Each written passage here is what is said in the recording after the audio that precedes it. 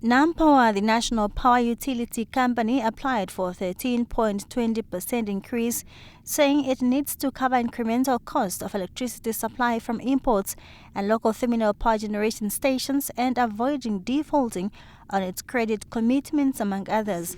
But the Electricity Control Board slashed the proposal down with about 4%.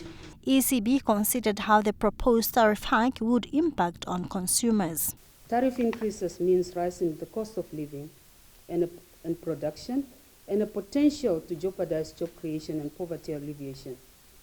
It is therefore important and imperative that the ECB, as the regulator, take a long-term view and ensure that its decisions are made on the backdrop of tough conditions prevailing in the economy at all times. ECB CEO Foibe Namene said the approved increase of 9.5% is meant to create and maintain a conducive environment to attract investment in the energy sector and stimulate economic growth, among others.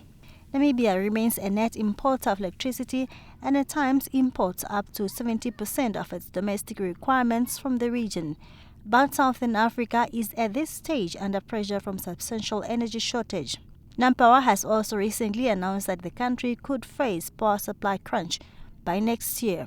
Responding to whether the approved bulk tariff increase would be sufficient for the power utility to ensure uninterrupted power supply and recover its cost, Namene said the power utility's good track record speaks for itself. I don't think the 9.53, and also looking at the at other increases in other sectors, that it will be purely detrimental to the mining sector.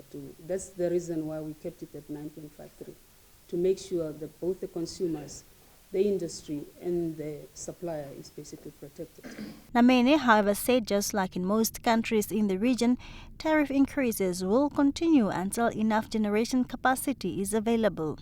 She said ECB is in consultation with the government to commission 2 studies, which are the National Electricity Support Mechanisms and study to improve electrification of peri-urban and rural areas aimed at addressing issues of the affordability of electricity.